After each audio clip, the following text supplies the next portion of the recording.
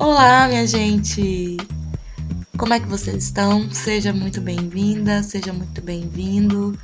Esse é mais um episódio do nosso podcast da Proeste, o projeto Rural contra as Fake News. O nosso projeto tem a intenção de fazer o enfrentamento à onda de fake news que nós temos vivido nos últimos anos.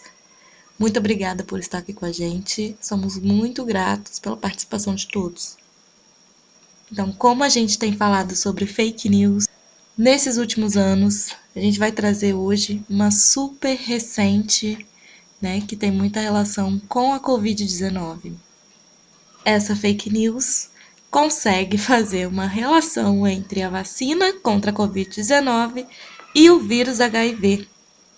E aí hoje a gente trouxe a Késia Sanches, que é discente de Medicina Veterinária, juntamente com a professora Isabelle Ângelo, que é professora do Instituto de Veterinária da nossa universidade, e elas vão falar pra gente sobre como é que é essa história, né? Se é verdade, se a vacina pode sim desenvolver ou não algum tipo de vírus, doença, enfim.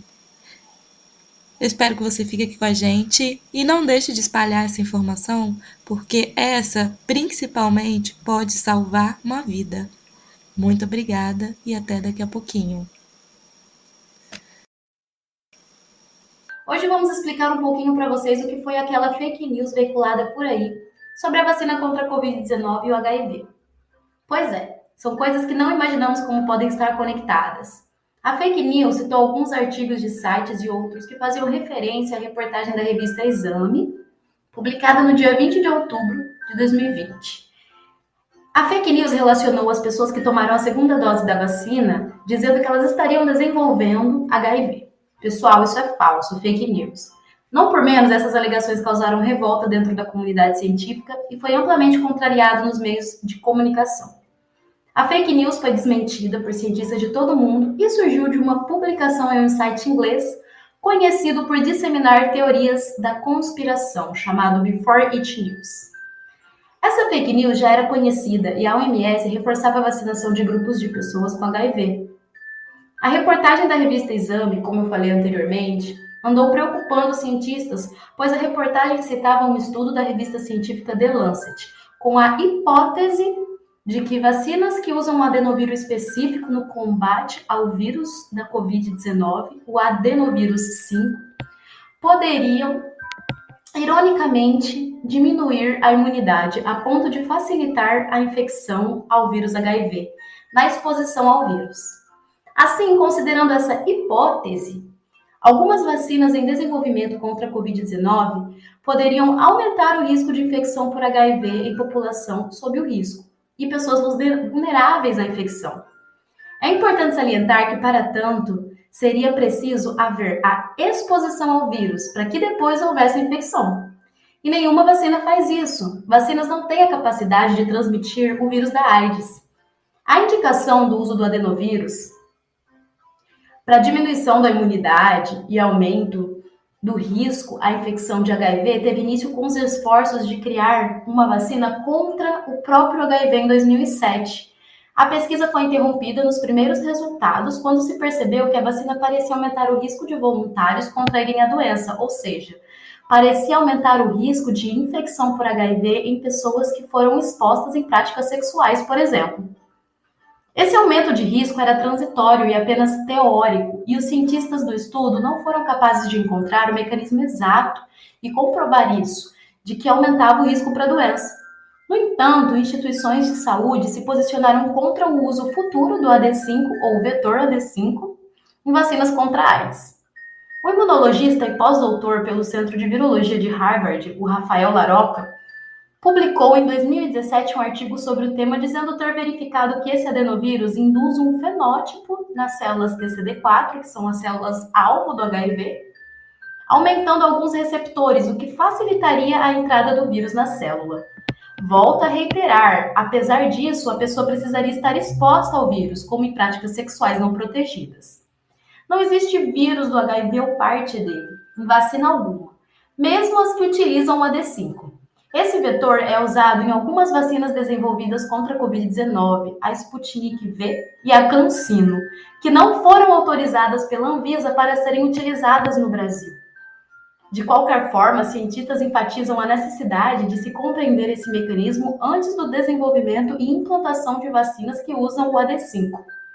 A revista Forbes publicou uma reportagem com o título "Não há evidências científicas ligando a AIDS à vacina contra a Covid-19". E a revista Exame questionou: algumas vacinas contra a Covid-19 podem aumentar o risco de HIV?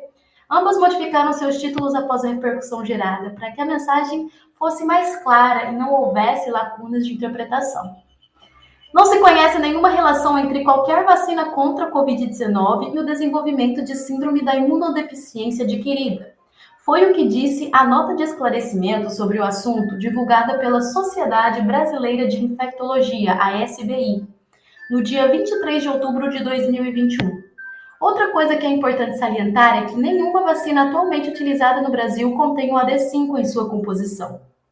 Portanto, a população deve aderir ao Plano Nacional de Imunização, realizando o esquema completo de vacinação contra a Covid-19 e também a dose de reforço, uma vez que os dados indicam que os casos de Covid-19 têm diminuído graças à vacinação. Vacinas não causam doenças, mas nos protegem dela. E isso deve ficar muito bem claro. A imunização é uma das principais formas de prevenir doenças. E uma das provas de sua eficiência é sua capacidade de erradicar doenças como a varíola, que data a última ocorrência em 1977. A poliomielite está em processo de erradicação, onde não há registro de casos desde 1991 no continente americano. No Brasil, a poliomielite não ocorre há 34 anos, graças às campanhas de vacinação. Existem 19 vacinas para combater cerca de 20 doenças em várias idades, inclusive 10 vacinas para grupos em condições clínicas especiais, como os portadores de HIV. A vacinação é importante para a interrupção da cadeia de transmissão de uma doença e deve ser adquirida pelo máximo de pessoas possíveis, uma vez que só assim poderemos combatê-la. Sendo assim, somente conseguiremos controlar a pandemia da Covid-19 com o esquema completo da vacinação em no mínimo 80% da população. Ainda é importante enfatizar que para a utilização de uma vacina há necessidade de várias fases de testes, realizada em grande número de voluntários, tornando-a altamente segura e eficaz. Portanto, vacinem-se. Cuide da sua saúde e da saúde de quem você ama. Pois é, minha gente, então a gente entendeu que não tem nenhuma relação a vacina com o vírus da HIV, né? E que bom! Eu espero que vocês se imunizem e que vocês ajudem a imunizar as pessoas que estão próximas. Nós agradecemos por você que ficou até aqui com a gente, assistindo. Agradecemos grandemente a Késia e a professora Isabelle. Vocês são muito importantes.